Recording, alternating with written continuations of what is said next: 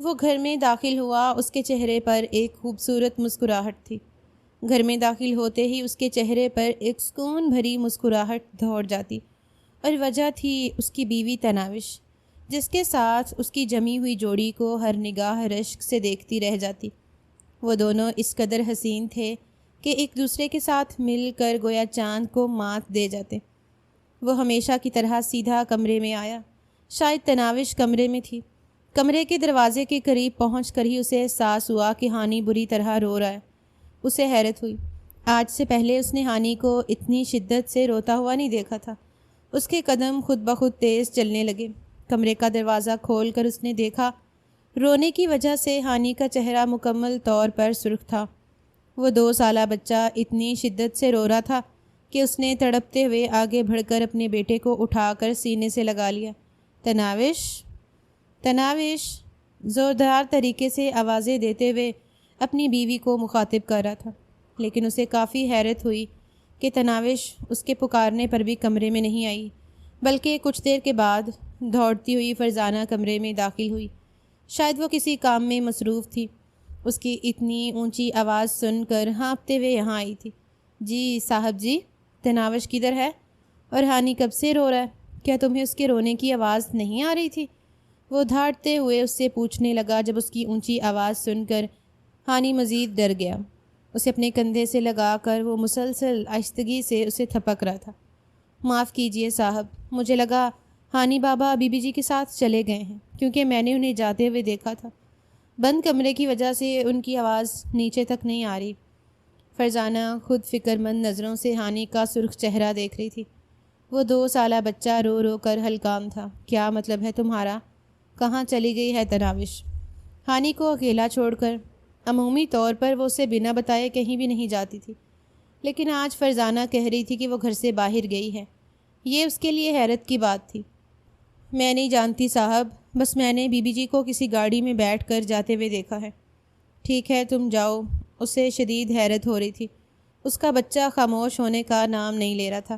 نہ جانے کب سے رو رو کر وہ ہلکان تھا۔ شاید اسے اس وقت بھوک لگی ہوئی تھی اور تناوش اسے خود فیڈ کرواتی تھی، لیکن وہ گھر پر نہیں تھی۔ اس نے موبائل اٹھا کر اس کے نمبر پر کال کی، لیکن اس کا نمبر مسلسل آف جا رہا تھا، اور تبھی اس کی توجہ سائڈ ٹیبل پر پڑے ہوئے نوٹ کی جانب گئی۔ اس نے لپکتے ہوئے وہ پیپر اٹھا لیا، جس کا ایک ایک لفظ اسے مزید حیرت میں دھکیل رہا تھا۔ حیرت زدہ نظروں سے اسے پڑھتے ہوئے زندگی میں پہلی بار اس کی دھڑکن کے ساتھ ساتھ اس کا پورا جسم لرز اٹھا۔ مجھے ڈھونڈنے کی کوشش مت کرنا زین شاہ، میں نے اپنی مرضی سے اپنی راہوں کو تم سے جدا کر لیا ہے، کیونکہ میں اب تم جیسے سر پھرے شخص کے ساتھ مزید نہیں رہ سکتی۔ تمہارا بیٹا یہی ہے، اسے پالو اور اپنی زندگی گزارو۔ میں ہمیشہ کے لیے یہاں سے جا رہی ہوں، ایک ایسے شخص کے ساتھ جس کے لیے صرف میں ضروری ہوں، جو صرف مجھے چاہتا ہے، جسے میری قدر ہے۔ اگر تم میں تھوڑی سی عزت نفس موجود ہے تو مجھے ڈھونڈنے کی کوشش مت کرنا، بلکہ خاموشی سے اپنی ہار مان کر بیٹھ جانا۔ اس کا ایک ایک لفظ گویا اس پر بم بن کر گرا۔ اس کا بیٹا بے حال تھا، اور تناوش کی جانب سے لکھی گئی تحریر وہ ایسا تھا جو خود کو مقدر کا سکندر مانتا۔ آج تک اس نے جس چیز پر ہاتھ رکھا اسے حاصل کر لیا۔ غریبی میں زندگی گزارنے کے باوجود اس نے وہ مقام حاصل کر لیا جو آج اسے نوابزادہ زین شاہ بنا چکا تھا۔ علاقے بھر میں اس کی عزت تھی، پورے علاقے میں اس کا بنگلہ سب سے بلند و بالا تھا، اور اس کی شان و شوکت بھی اسی بنگلے کی طرح بلند تھی۔ لیکن آج اس کی بیوی، جسے وہ محبت سے بیاہ کر لایا تھا اور جس کے ساتھ اس نے جینے مرنے کی قسمیں کھائی تھیں، اسے چھوڑ کر چلی گئی، صرف یہ کہتے ہوئے کہ وہ اس کے قابل نہیں ہے، اسے اس کی قدر نہیں ہے، حالانکہ اس نے آج تک خود کو تناوش کے لیے وقف کر دیا تھا۔ وہ دونوں ایک مثالی کپل کی طرح رہ رہے تھے۔ آج تک وہ دونوں کے درمیان کبھی بحث نہیں، تول نہیں پکڑا، اور نہ ہی تناوش نے کبھی کسی قسم کی شکایت کی، لیکن آج اس کا یوں اچانک چلے جانا اس کے لیے ایک قیامت سے کم نہیں تھا۔ اس نے پیپر وہیں رکھا اور ہانی کو لے کر باہر نکل آیا۔ وہ سرخ و سفید معصوم بچہ بلک بلک کر تھک چکا تھا۔ اس کے پاس کوئی آپشن نہیں تھا۔ اس نے فرزانہ سے کہہ دیا کہ فریج سے ہانی کے لیے دودھ نکال کر لے آئے، اور وہ کچھ ہی دیر میں اس کے لیے فیڈر بنا کر لے آئی۔ اسے گود میں لٹا کر وہ اسے دودھ پلانے لگا۔ اس وقت اس کے دل کی جو حالت تھی صرف وہی واقف تھا۔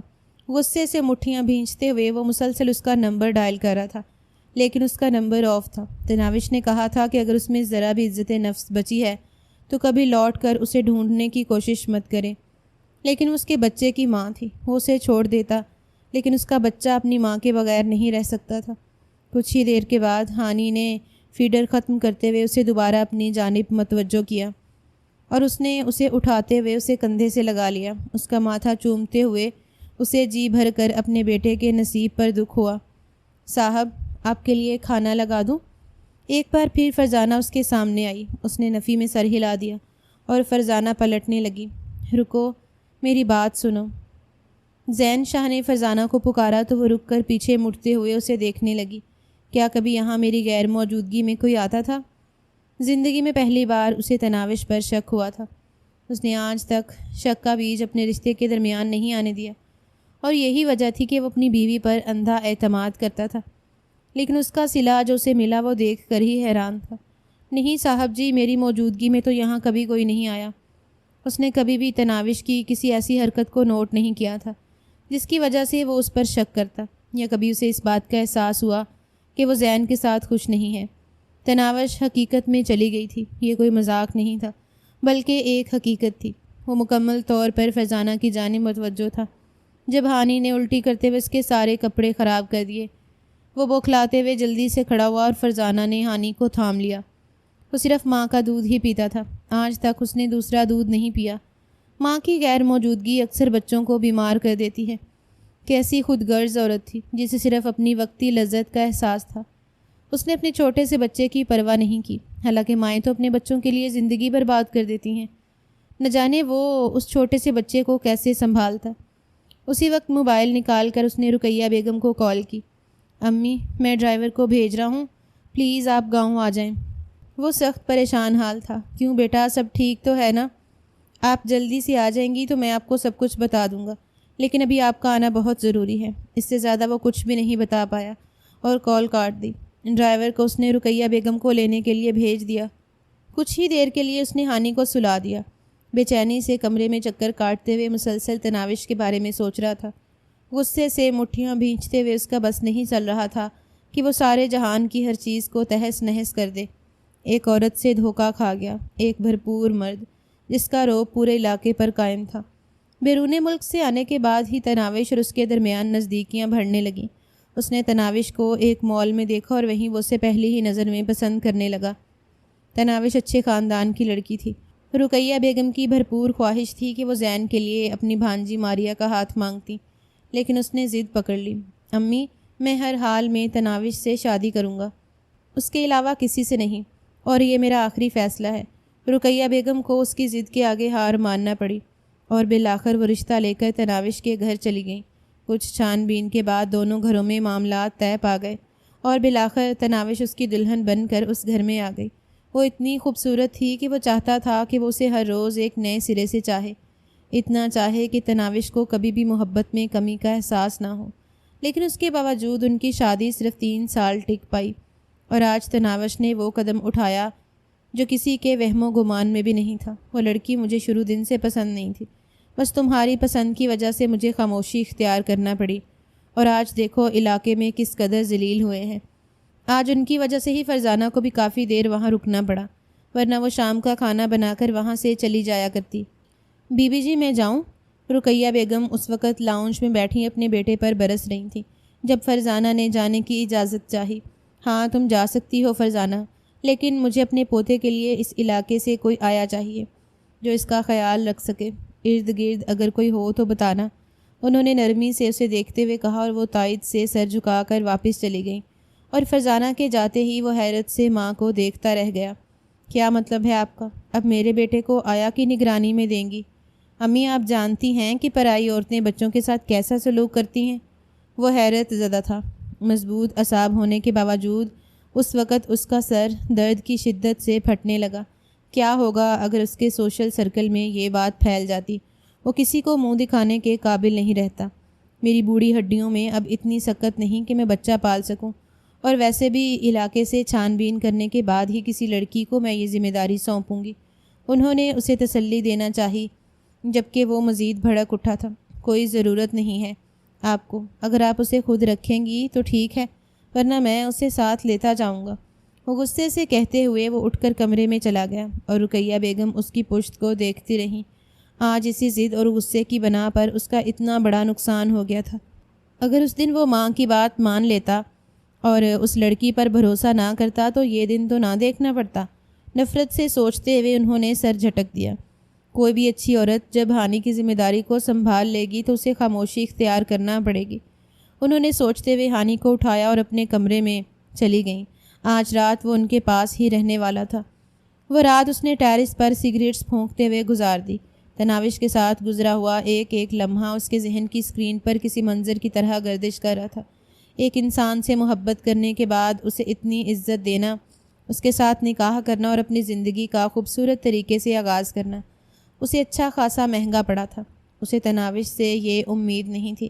وہ بڑی بڑی آنکھوں والی شریر لڑکی اسے ہنسنے کی عادت ڈال کر اسے زندگی بھر کے لیے رلا کر چلی گئی۔ اندر کی گھٹن بڑھنے لگی تو وہ گاڑی نکال کر باہر چلا گیا۔ ماں کے کمرے سے گزرتے ہوئے اسے اپنے بیٹے کے رونے کی آواز ایک بار پھر سنائی دی تھی اور اس نے نظر انداز کر دیا۔ وہ جانتا تھا کہ وہ بھی اتنا ہی بے قرار ہوگا جتنا کہ اس کا دل۔ آخر تناوش اس کی ماں تھی، اس سے بڑھ کر کوئی بھی اس کا خیال نہیں رکھ سکتا تھا۔ اس معصوم جان کو یہ سمجھنے میں دیر لگے گی کہ وہ اپنی ماں کی ناجائز خواہشات کی نظر ہو گیا۔ تناوش کی ماں کو جب اس بارے میں علم ہوا تو وہ خود بھی دکھ سے نڈھال ہو چکی تھی۔ اس نے ہر اس جگہ کو چھان مارا جہاں اسے شک تھا کہ شاید تناوش وہاں گئی ہو، شاید اس کے دل میں کسی قسم کی ناراضگی نے جنم لیا ہو اور وقتی طور پر اسے چھوڑ کر چلی گئی ہو، لیکن حقیقت اس کے متضاد تھی۔ وہ کہیں بھی نہیں تھی۔ شاید وہ اپنی زندگی کی بے رنگ خوبصورتیوں کو نکھارنے کے لیے وہ اپنی زندگی کی اصل خوبصورتیوں سے منہ موڑ کر ہمیشہ کے لیے چلی گئی۔ فجر کی اذان کے وقت وہ گھر میں داخل ہوا، سیدھا اپنے کمرے میں چلا گیا۔ بیڈ پر اوندے منہ لیٹتے ہی کچھ دیر کے بعد نیند اس پر حاوی ہو گئی اور وہ آنکھیں موندتا چلا گیا۔ ہانی پوری رات ہی زاروں قطار روتا رہا۔ اس ایک پل کے لیے بھی ماں کے بغیر سکون نہیں آیا، اور رقیہ بیگم خود ایک ضعیف عورت تھیں۔ وہ کب تک اسے سنبھال سکتی تھیں؟ ساری رات وہ اس کے ساتھ جاگتی رہیں اور اب نماز پڑھنے کے بعد وہ بھی تھوڑی دیر کے لیے آرام کی غرض سے لیٹ گئیں۔ نماز پڑھنے کے بعد اس نے کچھ دیر تلاوت کی اور پھر چائے بنانے کے لیے کچن میں آ گئی۔ ظفر صاحب کے لیے چائے بنا کر وہ ان کے کمرے میں گئی تو اس کی ماں نازیہ بیگم بھی قرآن پاک کی تلاوت کر رہی تھی۔ یہ اس کا روز کا معمول تھا کہ وہ تلاوت کرنے کے بعد ہمیشہ کچن میں چلی آتی اور اپنے باپ کے لیے چائے بنا کر لے آتی۔ ایک عرصہ ہوا تھا فالج سے انہیں چلنے پھرنے سے معذور کر دیا تھا اور تب سے ہی وہ بحال سے چارپائی پر پڑے رہ گئے۔ ان کے دن اس روز ہی پھر گئے جب ان کے باپ کو بیماری نے گھیر لیا۔ اس نے میٹرک کرنے کے بعد پرائیویٹ طریقے سے گھر میں ہی ایف اے کی تیاری کی اور اس کے بعد تعلیم کو خیر آباد کہہ دیا۔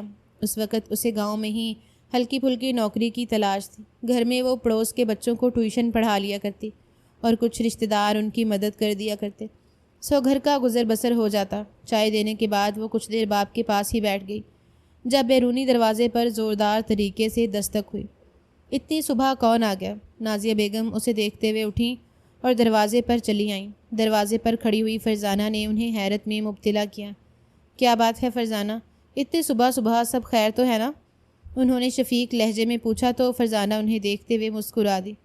جی آپا سب خیر ہے، مجھے اندر آنے دو، روحا بیٹی سے بات کرنی ہے میں نے۔ رات جب رقیہ بیگم نے زین شاہ کے بیٹے کے لیے کسی آیا کے بارے میں بات کی تھی تب سے فرزانہ کے ذہن پر روحا کا عکس سوار تھا۔ روحا غریب گھرانے سے تعلق رکھنے والی سلجھی ہوئی لڑکی تھی۔ وہ اپنی ذمہ داری کو خوبصورت طریقے سے نبھا سکتی تھی اور ویسے بھی نازیہ اور فرزانہ کے درمیان اچھی دوستی تھی، سو اس نے سب سے پہلے روحا کا انتخاب کیا۔ زین شاہ کو اس کی بیوی چھوڑ کر چلی گئی ہے اور اس کا بیٹا پالنے کے لیے انہیں ایک آیا کی ضرورت ہے۔ اگر تم یہ کام کر سکو تو میں رقیہ بیگم سے بات کرتی ہوں۔ انہوں نے ڈائریکٹ روحا سے بات کی۔ وہ جانتی تھی کہ ظفر کبھی بھی اس بات پر مطمئن نہیں ہوں گے کہ وہ کسی گھر میں جا کر کسی کا بچہ سنبھالے۔ وہ تو ٹھیک ہے خالہ، لیکن مجھے بچے سنبھالنے کا کوئی تجربہ نہیں ہے۔ وہ طرز بزب کا شکار تھی۔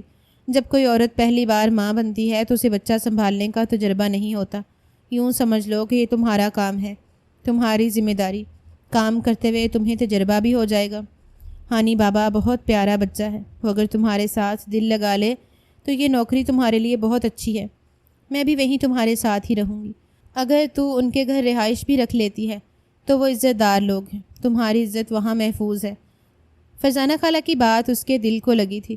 اسے سب سے بڑی تسلی یہ تھی کہ فرزانہ خود بھی وہیں کام کرتی تھی اور ایک عرصے سے ان لوگوں کی ملازمت کر رہی تھی۔ اکثر وہ خالہ سے ان لوگوں کے لائف سٹائل کے متعلق پوچھتی رہتی۔ وہ خود بھی تناوش کے اچھے لہجے اور رویے کی وجہ سے کافی پسند کرتی تھی، لیکن آج وہ کہہ رہی تھی کہ زین شاہ کی بیوی انہیں چھوڑ کر بھاگ گئی ہے۔ یہ ان کے گھر کا ذاتی معاملہ تھا۔ اس نے زیادہ کریدنا بہتر نہیں سمجھا۔ ٹھیک ہے خالہ، لیکن میں ابا سے یہی کہوں گی کہ میرے لیے نوکری کا بندوبست ہوا ہے، اور آپ بھی ایسے ہی کہیے۔ اسے گھر میں شدت سے کام کی ضرورت، گھر کا نظام چلانے کے لیے، اپنے بوڑھے ماں باپ کی دوائیوں کا خرچ پورا کرنے کے لیے، اور اپنے ٹوٹے پھوٹے خوابوں کی تکمیل کے لیے۔ ناشتہ کرنے کے بعد وہ نازیہ بیگم کو بتا کر فرزانہ کے گھر چلی گئی، اور فرزانہ اس کی منتظر تھی۔ وہ اسے لے کر حویلی چلی آئی۔ اس وقت تک زین شاہ آفس کے لیے نکل چکے ہوتے ہیں۔ ویسے بھی وہ زیادہ تر بیرون ملک ہی رہتے ہیں۔ حویلی پہنچنے سے پہلے فرزانہ اسے حویلی کے سارے طور طریقے سمجھاتی جا رہی تھی۔ لون کا ہلکا سوٹ پہن کر، دوپٹہ سر پر سجا کر وہ رقیہ بیگم سے ملنے کے لیے جا رہی تھی۔ اسے شروع سے ہی زین شاہ کی حویلی دیکھنے کا شوق تھا، لیکن اس نے کبھی نہیں سوچا تھا کہ اسے وہاں کام مل جائے گا۔ حویلی کی شان و شوکت کو دیکھ کر وہ کتنی ہی دیر اسے دیکھتی رہی۔ کتنی بد نصیب لڑکی تھی جو اتنی شان و شوکت بھری چیزوں کو چھوڑ کر چلی گئی، وہ بھی صرف اور صرف ایک نامحرم کے لیے۔ ایک پل کے لیے اس کے ذہن میں خیال آیا اور پھر وہ سر جھٹک کر اندر داخل ہوئی۔ فرزانہ سے رقیہ بیگم کے پاس لے کر آئیں۔ تمہیں پہلے بچے سنبھالنے کا تجربہ ہے؟ انہوں نے پوچھا، اور وہ انگلیاں چٹاکتے ہوئے فرزانہ کو دیکھتی رہی۔ جی، اس نے پہلے اپنی بہن زویا کی بیٹی مرہا کو پالا تھا۔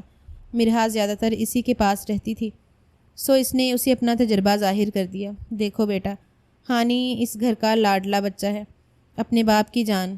اس کی آنکھوں میں ایک آنسو بھی زین کو برداشت نہیں۔ اس کا جان سے بڑھ کر خیال رکھنا ہے تم نے۔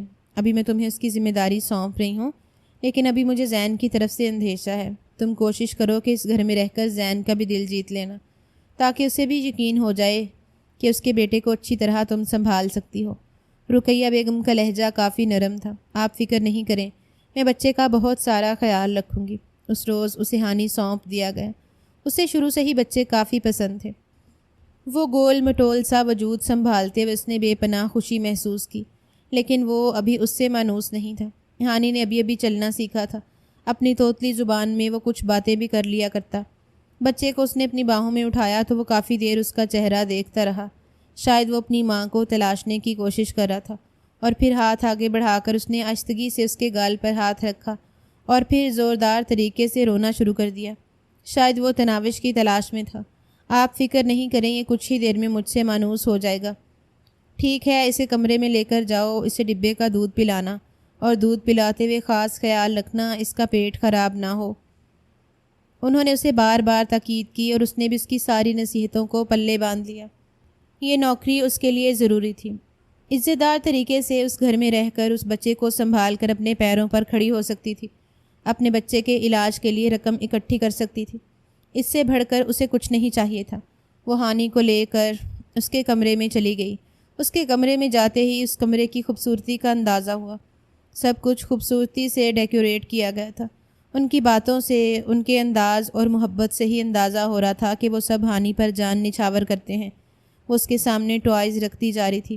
چہرے پر ایک مسکراہٹ سجا کر وہ اس سے مانوس ہونے کی کوشش کر رہی تھی۔ وہ کچھ دیر اس سے خوفزدہ رہا، پھر اس سے کھلنے ملنے لگا۔ اس کی ہلکی ہلکی مسکراہٹ سے روحا کو تسلی ہو گئی کہ وہ جلد ہی اسے اپنی جانب متوجہ کر لے گی۔ اب اس کے دل میں صرف اور صرف اس بات کا اندیشہ تھا کہ نہ جانے زین شاہ اس کے آنے پر کیا رد عمل دے گا۔ اس کی ابھی تک زین شاہ سے ملاقات نہیں ہوئی تھی، لیکن سننے میں یہی آیا تھا کہ وہ غصے کا کافی تیز ہے، اور رقیہ بیگم نے بھی یہی بتایا تھا کہ آیا کو رکھنے میں اس کی مرضی شامل نہیں ہے۔ ہو سکتا ہے کہ وہ اسے پسند نہ کرے، لیکن یہ مشکل بھی اس وقت حل ہوئی جب شام میں رقیہ بیگم کو زین کی کال ریسیو ہوئی، اور اس نے بتایا کہ وہ ایک ہفتے کے لیے میٹنگ کے سلسلے میں جا رہا ہے۔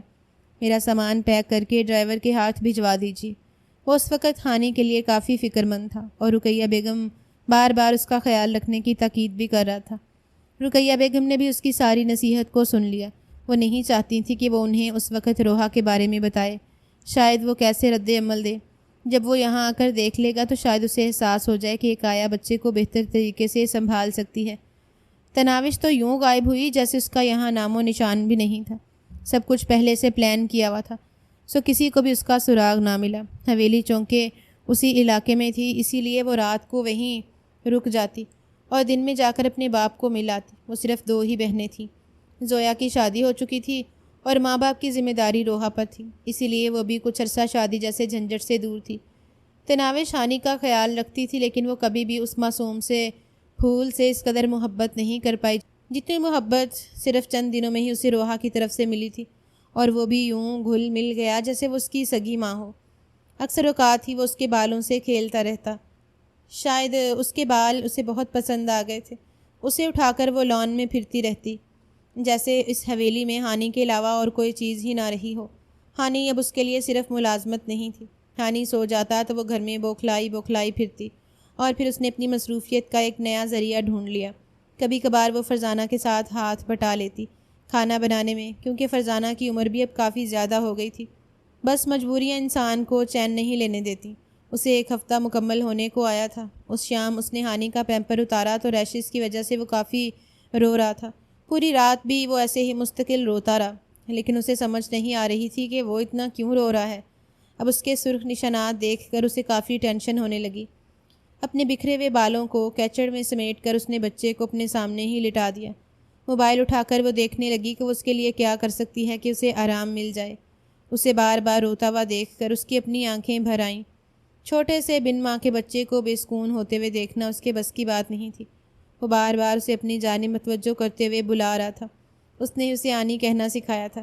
رقیہ بیگم لاؤنج میں چائے پی رہی تھیں جب داخلی دروازے سے زین شاہ اندر داخل ہوا۔ وہ بنا بتائے ہی گھر آیا تھا۔ اسے دیکھتے ہی مسکرا پڑی۔ 1 ہفتہ ہو چکا تھا اور انہوں نے اپنے بیٹے کو نہیں دیکھا تھا۔ پہل بھی وہ اسی حویلی میں رہا کرتی، لیکن پھر تناوش سے انبن کی وجہ سے وہ شہر والے گھر میں شفٹ ہو گئیں۔ ان کے لیے بہتر تھا کہ وہ ان دونوں کی زندگی سے دور چلی جاتی۔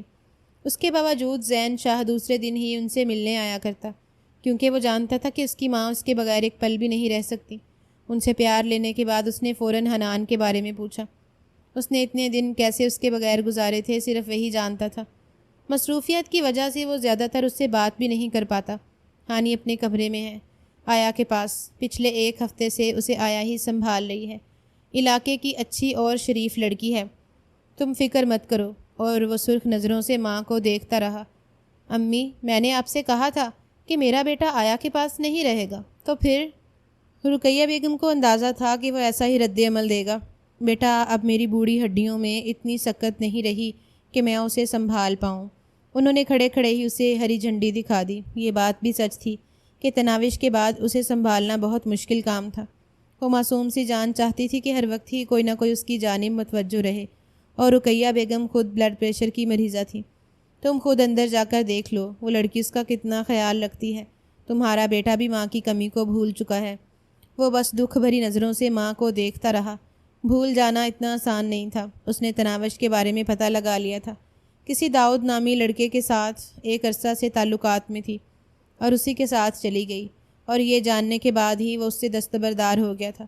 وہ ارادہ رکھتا تھا کہ وہ جلد سے جلد طلاق کے کاغذات بھجوا کر ہمیشہ کے لیے اسے اپنی زندگی سے دور کر دے گا۔ محبت میں شراکت ایک ناقابل معافی گناہ ہے۔ اس کی باہوں میں سمٹنے کے باوجود وہ دل میں کسی اور کے خیالات کو بنتی رہی۔ اس کے اندر اعتماد کا صلہ اتنا بھیانک دیا کہ اسے اب عورت ذات سے ہی نفرت ہو چکی تھی۔ سیڑھیاں چڑھتے ہوئے وہ جیسے ہی ہانی کے کمرے کی جانب بڑھا، دور سے اس نے ہانی کے رونے کی آواز سن لی۔ غصہ اور بے چینی ایک بار پھر اس پر حملہ آور ہوئے۔ دھڑم سے دروازہ کھولتے ہی جیسے ہی اندر داخل ہوا، سامنے موجود لڑکی کو دیکھ کر اس کا پارا 7ویں آسمان کو چھونے لگا تھا۔ روتی ہوئی صورت اور سرخ ناک لیے وہ موبائل پر جھکی ہوئی تھی، جبکہ اس کی گود میں لیٹا ہوا ہانی بہت بے سکونی سے رو رہا تھا۔ دروازہ کھلنے کی آواز سے وہ اس قدر خوفزدہ ہوئی کہ موبائل اچھل کر اسے دور جا گرا۔ اس نے جلدی سے حنان کو اٹھاتے ہوئے اپنے سینے سے لگا لیا۔ وہ خوفزدہ نظروں سے آنے والے شخص کو دیکھ رہی تھی، جس کے دیکھتے ہی اسے اندازہ ہو گیا کہ سامنے کھڑا شخص زین شاہ تھا، جو سرخ آنکھوں میں غضب لیے اسے گھور رہا تھا۔ تو یہ ذمہ داری اٹھائی ہے تم نے میرے بیٹے کی؟ وہ رو رہا ہے اور تم اپنے موبائل میں بزی ہو؟ وہ اتنی شدت سے دھاڑا کہ وہ اپنی جگہ کانپ کر رہ گئی۔ آگے بڑھتے ہوئے اس نے حنان کو اس کے ہاتھوں سے چھین لیا۔ نہیں سر، میں وہ بس ہانی کے لیے ہی۔ Shut up! تم لوگوں کی اوقات میں اچھی طرح جانتا ہوں۔ بچے کی آڑ لے کر صرف تم ملازمت کر رہی ہو۔ وہ زین کی باتیں نہیں سن رہی تھی، وہ بس حنان کو دیکھ رہی تھی جو بار بار روتے ہوئے اس کے پاس آنا چاہ رہا تھا۔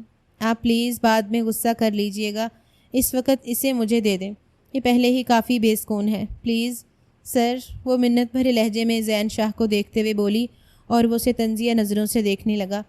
تمہاری معصومیت کے ناٹک مجھ پر نہیں چلنے والے۔ خبردار، اگر آج کے بعد تم نے میرے بیٹے کو ہاتھ لگانے کی کوشش بھی کی، میں خود اسے پال لوں گا۔ دفع ہو جاؤ تم اس کے کمرے سے۔ اس کی تیز آوازیں سن کر رقیہ بیگم بھی ان کے کمرے میں آ چکی تھیں۔ وہ زین شاہ کو روکنا چاہتی تھیں لیکن جانتی تھیں کہ اس وقت کوئی بھی بات اس پر اثر نہیں کرے گی، سو اس نے اسے اس کے حال پر ہی چھوڑ دیا۔ میم، سر پلیز ایسا مت کریں، میں اپنے کام میں کوتاہی نہیں کر رہی، وہ منت بھرے لہجے میں اسے دیکھ کر بولی تھی۔ اس کی آنکھیں نمکین پانیوں سے بھرنے لگیں۔ اتنے سخت لہجے کے باوجود بھی وہ اس سے بھیک مانگ رہی تھی۔ اسی وقت نکلو تم یہاں سے، آج سے تم اس نوکری سے فارغ ہو، میں خود اپنا بچہ اچھے طریقے سے سنبھال سکتا ہوں۔ وہ پہلے ہی غصے کا تیز تھا، لیکن تناوش کے چلے جانے کے بعد وہ کسی پر بھی اعتبار نہیں کرتا تھا۔ وہ عورت جس نے اس کے دل میں مکین ہونے کے باوجود اسے دھوکہ دیا تو دوسری عورتوں سے کچھ بعید نہیں تھی کہ وہ اس کی پیٹھ پیچھے کیا کر گزرتی۔ پاگل مت بنو زین، ہانی اسے دے دو، وہ اچھی طرح اس کی دیکھ بھال کر لے گی۔ امی پلیز، یہ میرا بیٹا ہے اور میں خود اسے سنبھال لوں گا۔ اس لڑکی سے کہیے کہ دفع ہو جائے یہاں سے۔ اسے لے کر اپنے کمرے میں چلا گیا، جبکہ وہ وہیں خالی ہاتھ کھڑی رہ گئی۔ اسے اندازہ نہیں تھا کہ زین شاہ اسے یوں بے عزت کر کے گھر سے نکال دے گا۔ اس کے کمرے میں آتے ہی وہ کچھ دیر ہانی کو لے کر کمرے میں گھومتا رہا اور تھوڑی دیر کے بعد وہ اس کے کندھے سے لگا سو گیا تھا۔ اس نے نرمی سے اسے بیڈ پر لٹا دیا اور خود فریش ہونے چلا گیا۔ رقیہ بیگم کی آنکھوں میں شرمندگی تھی۔ انہیں اس معصوم سی لڑکی پر کافی ترس آیا تھا۔ اپنے بیٹے کی ضدی طبیعت کی وجہ سے وہ اپنی بہن سے ایک بار پھر ماریا کا ہاتھ مانگتے مانگتے رہ گئیں، لیکن اس بار انہوں نے سوچ لیا تھا کہ وہ جلد سے جلد ماریا کا ہاتھ مانگ کر اسے اس گھر میں لے آئیں گی تاکہ وہ ہانی کی ذمہ داری بھی سنبھال لے اور زین شاہ کو بھی، کیونکہ دوبارہ کسی بھی تناوش کو اس کی زندگی میں لانا ان کے لیے ممکن نہیں تھا۔ اس روز وہ اس حویلی سے چلی گئی، اسے آخری بار بھی ہانی سے ملنے نہیں دیا گیا۔ اس ایک ہفتے میں ہی وہ اس چھوٹے سے معصوم پھول سے اتنا لگاؤ رکھنے لگی تھی کہ اس کا دل چاہتا وہ ہر وقت ہی اسے اپنے ساتھ لیے پھرتی رہی، اس کے ساتھ کھیلتی رہے۔ اس کی ننھی ننھی کلکاریاں اسے بہت عزیز تھیں۔ سارے خواب دھرے کے دھرے رہ گئے۔ اس نے سوچا تھا کہ وہ اپنی آنے والی تنخواہ سے اپنے باپ کو ڈاکٹر کے پاس لے کر جائے گی، گھر میں راشن کا بہترین انتظام ہو جائے گا۔ کتنے دنوں کے بعد گھر میں سکون کی ایک لہر دوڑ گئی۔ فرزانہ بھی اس معاملے میں بے بس تھی۔ اگر بات صرف رقیہ بیگم کی حد تک ہوتی تو وہ رقیہ بیگم کی منت سماجت کر لیتی، لیکن زین شاہ کو ایسے لوگوں سے بہت نفرت تھی جو ہمدردی کی بنا پر لوگوں کے قریب آنا چاہتے ہوں، جو صرف اپنی مجبوریوں کا رونا روتے ہوں، سب کچھ حاصل کر لینا چاہتے ہوں۔ شاید اسے اندازہ نہیں تھا کہ مجبوریاں انسان سے وہ سب کچھ کروا لیتی ہیں جو وہ کبھی کرنے کا تصور بھی نہیں کر سکتے۔ وہ گھر آئی تو نازیہ بیگم اسے دیکھ کر ہی نہال ہو گئیں۔ کبھی کبھار ایسے ہی ان سے ملنے آ جایا کرتی تھی۔ کیسا جا رہا ہے تمہارا کام؟ انہوں نے گلے سے لگاتے ہوئے اس کا ماتھا چوم کر پوچھا۔ امی، میں اب کام پر نہیں جایا کروں گی۔ یوں سمجھیے کہ وہ جاب چھن گئی مجھ سے۔ نازیہ بیگم کا چہرہ ایک پل کے لیے تاریک ہوا اور دوسرے ہی پل وہ مسکرا دی۔ کوئی بات نہیں بیٹا، اس میں اللہ کی کوئی مصلحت ہوگی، صبر رکھو، وہ بہترین نوازنے والا ہے۔ وہ ہمیشہ سے ہی ایسی تھی، ہمیشہ نرم اور پرسکون رہنے والی، کسی ساکت ندی کی مانند۔ وہ چپ چاپ اپنے کمرے میں چلی گئی۔ مایوسی نے ایک بار پھر اسے ارد گرد سے گھیر لیا تھا، جبکہ دوسری طرف ہانی کے جاگنے کے بعد ہی گھر میں ایک طوفان برپا ہو گیا تھا۔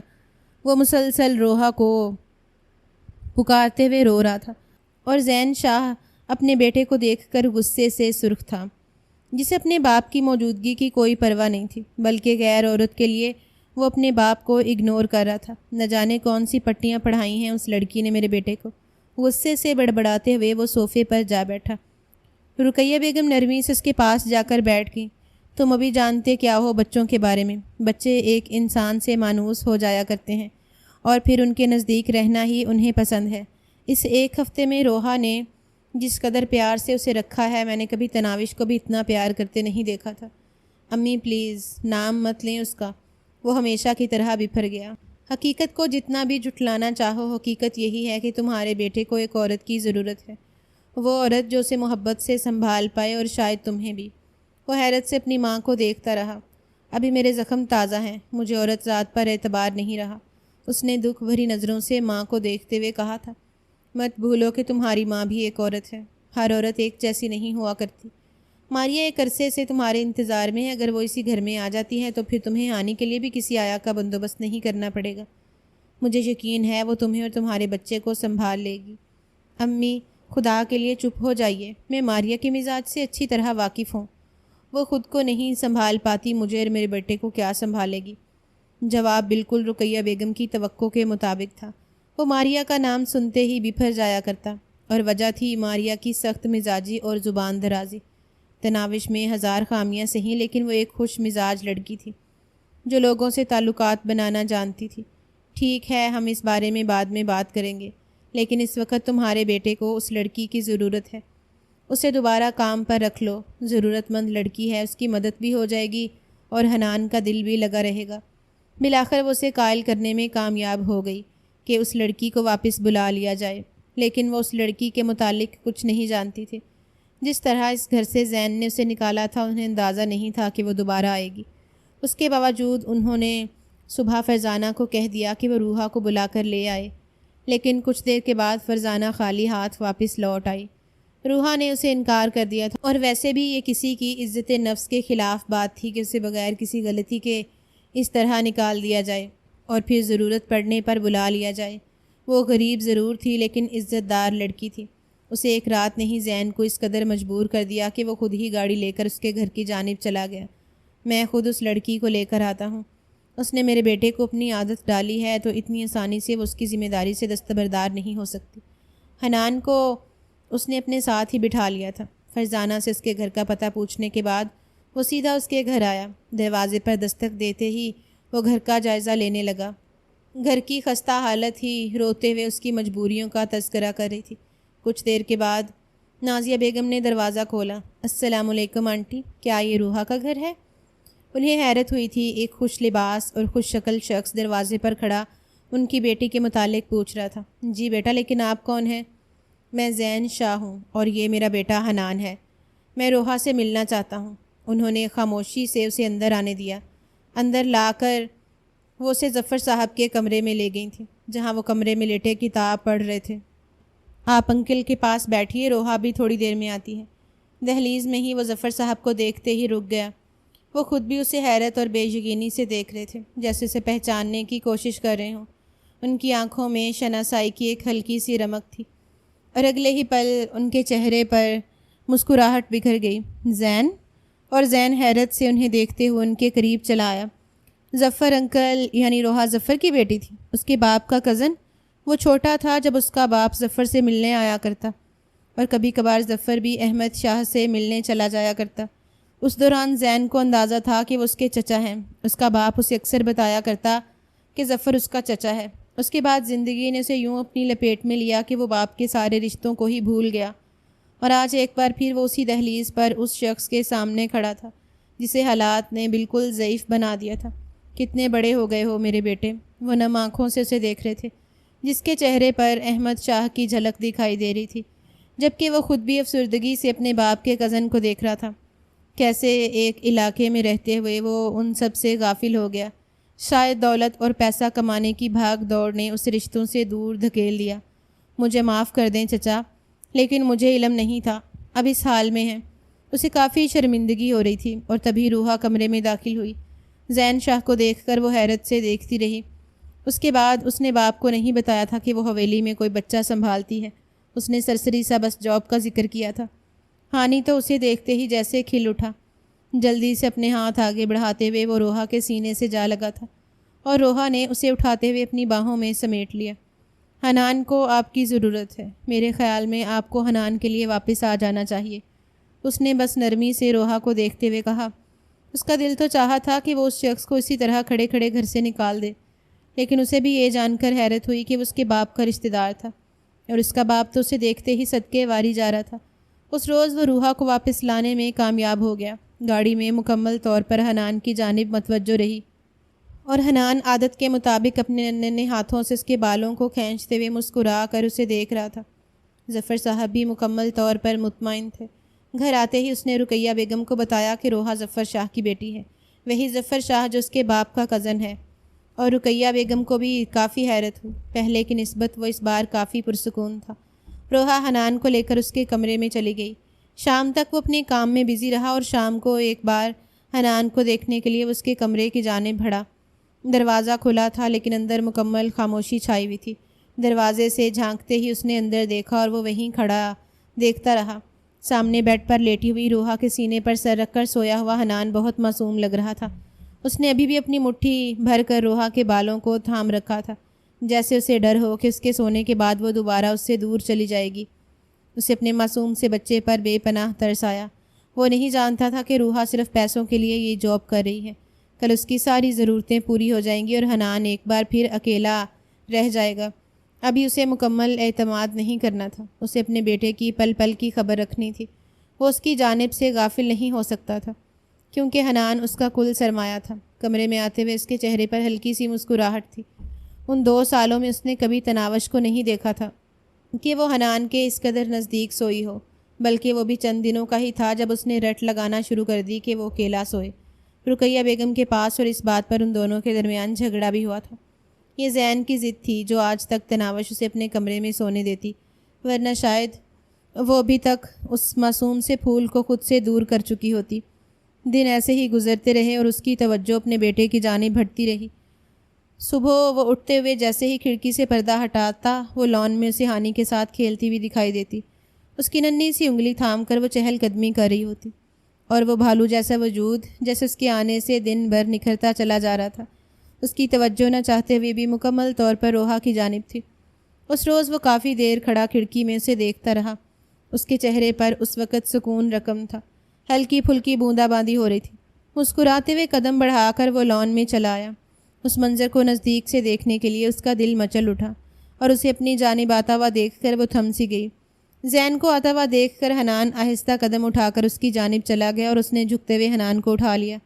اس کے پھولے ہوئے گالوں پر کس کرتے ہوئے اس نے مسکرا کر اپنے بیٹے کی چمکتی ہوئی چہرے کو دیکھا تھا اور تب حنان نے پلٹ کر دور کھڑی روحا کو دیکھا۔ آنی، وہ اسے بلاتے ہوئے ہاتھ کے اشارے سے اپنی جانب آنے کے لیے کہہ رہا تھا اور وہ قدم اٹھا کر چلتے ہوئے اس کے قریب آ گئی۔ حنان نے ہاتھ بڑھا کر نرمی سے اس کے بالوں کو تھام لیا اور جیسے باپ کو دکھا رہا ہو کہ یہ دنیا کی سب سے خوبصورت چیز ہے۔ اس کے بھیگے بھیگے بالوں کی لٹیں اور اس کا بھیگا بھیگا وجود زین شاہ کی نظروں میں تھا۔ اس وقت حنان نے اسے اپنی جانب کھینچا تھا اور زین شاہ کے اس قدر نزدیک تھی کہ اس کے ہاتھوں کی کپکپاہٹ سے ہی زین کو اس کے اندر چلتی ہلچل کا اندازہ ہو رہا تھا۔ آ جائیے، میں آپ کو اٹھا لوں، اندر چلتے ہیں، موسم خراب ہو رہا ہے۔ اس نے فرار چاہی جبکہ ہانی باپ سے لپٹ گیا۔ وہ نہ باپ کو چھوڑ سکتا تھا اور نہ ہی روحا سے دور جا سکتا تھا۔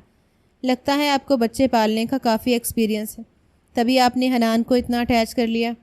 اس نے سنجیدگی سے روحا کا چہرہ دیکھتے ہوئے کہا، یہ صرف محبت کی مہربانی ہے۔ محبت وہ واحد جذبہ ہے جو کشش سے دوسرے وجود کو اپنی جانب کھینچتا ہے۔ یعنی تمہارا کہنا ہے کہ تم ہانی سے محبت کرتی ہو؟ اس نے بھومیں اچکاتے ہوئے دلچسپی سے اس کا چہرہ دیکھا۔ آپ کو نہیں لگتا یہ قابل محبت ہے؟ اس کی چمکتی ہوئی آنکھیں، اس کا پھولا ہوا نرم اور معصوم وجود، آپ کا بیٹا بہت پیارا ہے۔ اس کی نظر صرف حنان کے چہرے پر تھی جبکہ زین کی نظریں اس کے چہرے کا طواف کر رہی تھیں۔ کل کو جب آپ یہاں سے چلی جائیں گی، آپ کی شادی ہو جائے گی، آپ کے اپنے بچے ہو جائیں گے، تو پھر؟ اس کی بات سنتے ہوئے اس نے ایک نظر زین شاہ کے چہرے کو دیکھا جس کے چہرے پر شرارت رقم تھی۔ اس کی بات کا مفہوم سمجھتے ہوئے روحا کا چہرہ سرخ ہو گیا۔ میرے لیے پہلا بچہ ہمیشہ حنان رہے گا، اور ویسے بھی سارے بچے قابل محبت ہوتے ہیں۔ بیبی آ جائیے، آپ کو دودھ پلانے کا ٹائم ہو گیا ہے۔ اس نے حنان کو اٹھاتے ہوئے وہاں سے فرار حاصل کرنا چاہی جب اس نے مسکراتے ہوئے اسے پیچھے سے پکارا تھا، محترمہ خیال کیجیے گا، اسے صرف ڈبے کا دودھ پلانا ہے۔ اس نے اتنی بے باکی سے کہا تھا کہ روحا کے لیے پلٹنا ہی محال ہو گیا۔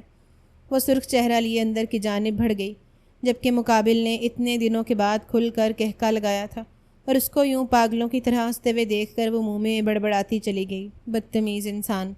اس کی زندگی میں مکمل طور پر سکون رقم کر دیا گیا۔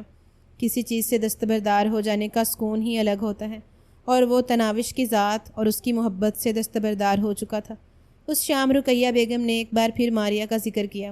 وہ چاہتی تھی کہ ماریا کو جلد از جلد اس گھر میں لے آئیں۔ امی، ماریا نہ میری بیوی کا کردار ادا کر سکتی ہے اور نہ ہی حنان کی ماں ہونے کا کردار۔ اسے صرف اپنی زندگی جینا آتا ہے اور کچھ نہیں۔ آپ اپنی بہن کی محبت میں اپنے بیٹے کی زندگی ایک بار پھر کیوں برباد کرنا چاہتی ہیں؟ وہ ہتھے سے ہی اکھڑ گیا۔ لیکن میں چاہتی ہوں کہ تم اپنی زندگی کی جانب متوجہ ہو جاؤ۔ بس کرو، اب تناوش کا سوگ منانا ختم کرو، جلد سے جلد نکاح کرو اور اپنی زندگی کی شروعات کرو۔ ٹھیک ہے، اگر یہ سب ضروری ہے تو آپ ظفر انکل سے بات کریں، میں روحا سے نکاح کروں گا۔ اس نے گویا رقیہ بیگم پر بمب گرا دیا۔ وہ حیرت سے انہیں دیکھتی رہیں۔ اپنے بچے کی آیا سے نکاح کرو گے تم، اپنی خالہ کی بیٹی کو چھوڑ کر؟ وہ حیرت زدہ تھی۔ وہ صرف بچے کی آیا نہیں ہے بلکہ بابا کے کزن کی بیٹی بھی ہے، اور اس لحاظ سے ہم آپس میں رشتہ دار بھی ہیں۔ اس سے فرق نہیں پڑتا، وہ اچھی لڑکی ہے۔ اس سے پہلے اس کے بارے میں نہیں سوچا تھا۔ رقیہ بیگم خاموشی سے اٹھ کر چلی گئیں۔ اس شام انہوں نے اپنی بہن سے بات کرتے ہوئے انہیں بتایا کہ زین ایک بار پھر جلدی سے موبائل ماں سے چھین لیا۔ خالہ جان، آپ کے بیٹے کی خوش فہمی ہے کہ آپ اس کے لیے آسمان سے کوئی پری اترے گی۔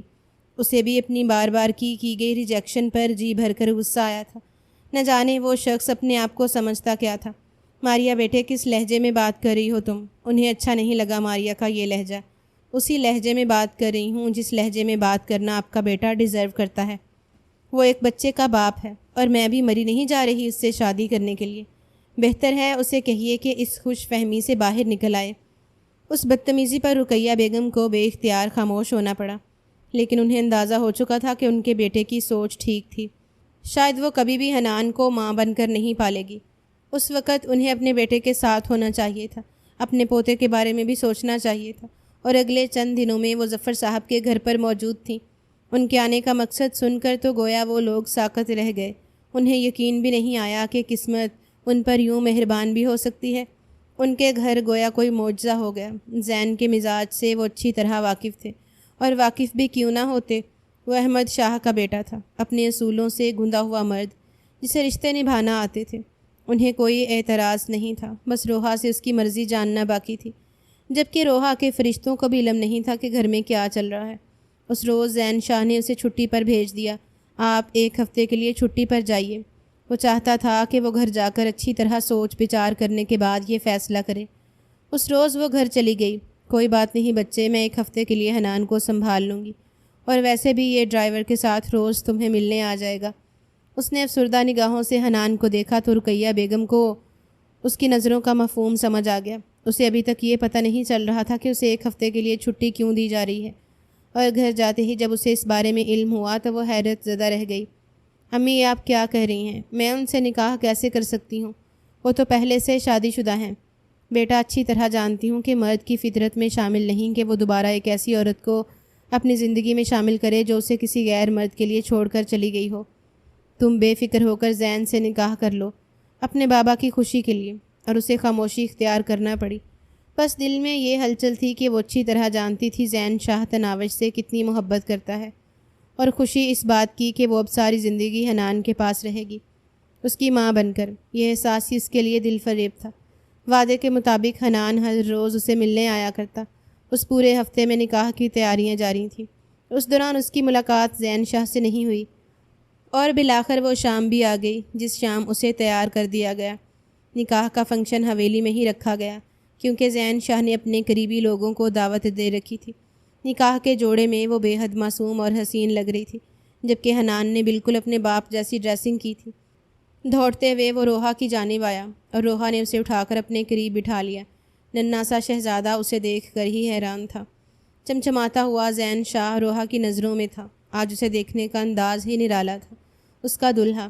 تھوڑی دیر کے بعد نکاح شروع ہوا اور وہ مکمل طور پر زین شاہ کی بیوی بن گئی، اور زین شاہ کے ساتھ ایک ایسا رشتہ جس کا اس نے کبھی تصور بھی نہیں کیا تھا۔ زین کی نظریں بھی اس کے وجود کو سراہتے ہوئے دیکھ رہی تھیں، جو مکمل طور پر اسے اگنور کیے اپنے بیٹے میں مگن تھا۔ اور عین اسی وقت داخلی دروازے سے وہ اندر داخل ہوئی جسے دیکھے ہوئے آج اسے پورے 6 ماہ ہو چکے تھے۔ وہ آج بھی ایسی ہی تھی، بلا کی حسین۔ اپنے ذرا سے اسے اس بات کا علم ہو چکا تھا کہ اسے داؤد نامی شخص کی طرف سے دھوکہ ملا ہے، اور وہ دوبارہ اپنی ماں کے گھر آ چکی ہے۔ محبت کو ٹھکرا دینے والوں کے نصیب میں محبتیں نہیں ہوا کرتی۔ اور شاید اب تناوش نے ساری زندگی ہی محبت کے لیے ترسنا تھا۔ پولیس اہلکاروں کے ساتھ اسے آتا ہوا دیکھ کر وہ حیرت سے اسے دیکھتا رہا۔ جب اس کے سامنے آ کر کھڑی ہو گئی، میرے شوہر نے نکاح کر لیا ہے، مجھے گھر سے نکال کر، اور میں صرف یہاں اپنا بیٹا لینے آئی ہوں۔ روحا نے اسے دیکھا اور بے اختیار ہی حنان کو مزید اپنے قریب کر لیا۔ اس نے سوچا تھا اس کی زندگی مکمل ہو چکی ہے، لیکن حنان کے بغیر اس کی زندگی کی خوشیاں ادھوری تھیں، وہ جو ان دونوں کو ملانے کا باعث بنا تھا۔ یہ کیا بکواس کر رہی ہو تناوش؟ تم اپنی مرضی سے یہاں سے گئی ہو اور مجھ سے رشتہ ختم کیا ہے۔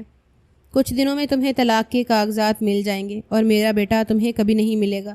میں اس کا سایہ بھی تمہارے گندے اور غلیظ وجود پر پڑنے نہیں دوں گا۔ اس کا بس نہیں چل رہا تھا کہ وہ سامنے کھڑی تناوش کو زیر زمین دفن کر دے۔ ایک عورت اس حد تک کمینگی پر اتر آئے گی، اسے اندازہ نہیں تھا۔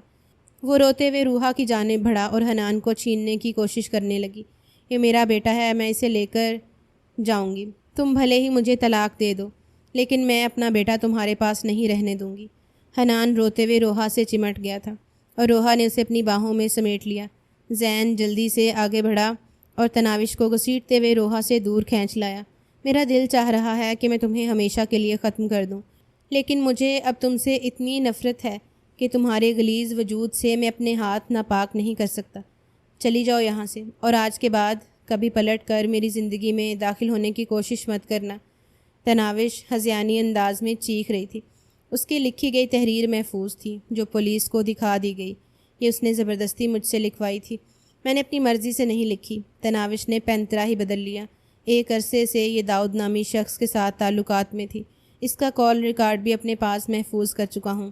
یہ رہے وہ سارے ثبوت، اور یہ رہی فرزانہ جو اس بات کی گواہی دے گی کہ میں اس دن گھر پر نہیں تھا جس روز یہ میرے بیٹے کو روتا ہوا چھوڑ کر چلی گئی۔ اس نے پہلے ہی تناوش کی یہ چال ناکام بناتے ہوئے سارے ثبوت اپنے پاس محفوظ کر لیے تھے، اور اس روز تناوش کو خالی ہاتھ لوٹنا پڑا۔ جانے سے پہلے وہ دھمکی دینا نہیں بھولی تھی، میں اپنے بچے کو تم سے چھین کر رہوں گی، یہ میرا بیٹا ہے۔ خوشیوں بھرا ماحول کافی حد تک ڈسٹرب ہو چکا تھا۔ کچھ دیر کے بعد روحا کو زین کے کمرے میں پہنچا دیا گیا۔ اس گھر میں اب وہ ایک نئی حیثیت کے ساتھ تھی۔ حنان سامنے بیٹھا اس کے سجے ہوئے روپ کو حیرت سے دیکھ رہا تھا۔ اب میں آپ کی ماما ہوں، آپ مجھے آنی نہیں ماما کہیں گے۔ ماما بول کر دکھائیے، اور اس نے اپنے ننھے ننھے لب جوڑ کر اسے ماما کہا۔ وہ اندر تک سرشار ہو گئی۔ آ جائیے، اپنے بیٹے کو سلا دوں، آپ کے سونے کا ٹائم ہو گیا ہے۔ اپنے پاس لٹاتے ہوئے اس کے سر میں انگلیاں چلا کر اسے لوری سنا رہی تھی، اور وہ آہستہ آہستہ اپنی آنکھوں کو موندتا چلا گیا۔ کچھ دیر بعد زین اندر داخل ہوا تو اس کے قریب ہی ہانی کو سوتا ہوا دیکھ کر حیران ہوا۔ آج تو شاید اسے رقیہ بیگم کے پاس ہونا چاہیے تھا۔ روحا کے سامنے بیٹھا وہ اسے دل فریب نظروں سے دیکھتا رہا۔ میں اپنے بیٹے کو کسی کے حوالے نہیں کروں گی، اس میں سب سے پہلے ہی زین کی جانب دیکھتے ہوئے یہی بات کہی، اور زین اس کی معصومیت پر مسکرا دیا۔ اب یہ بیٹا صرف آپ کا نہیں ہے، بیٹے کا باپ بھی آپ کا ہی ہے، سو تھوڑی سی توجہ اس کی جانب بھی دی جائے، زین نے بے باکی سے کہا، اور روحا نے مسکراتے ہوئے نظروں کو جھکا لیا۔ اب اسے کیا بتاتی کہ یہ احساس اس قدر دل فریب ہے کہ وہ شخص مکمل طور پر اس کا ہو چکا ہے۔ زین نرمی سے اس کی کمر تھامتے ہوئے اسے اپنے قریب کر گیا۔ تم میری نظروں میں پسندیدگی کا باعث بنی ہو، اور مجھے امید ہے کہ تم اپنے لیے محبت بھرا وہ مقام حاصل کر لو گی جو تمہارا حق ہے۔ وہ نرمی سے اس کی آنکھوں پر لب رکھتے ہوئے مسکرا دیا۔ وہ خوبصورت تھی کیونکہ اس کا دل خوبصورت تھا، اس کا کردار خوبصورت تھا، اور یہی زندگی کی اصل خوبصورتی ہوتی ہے جو عورت کو مرد کے دل کا حکمران بنا دیتی ہے۔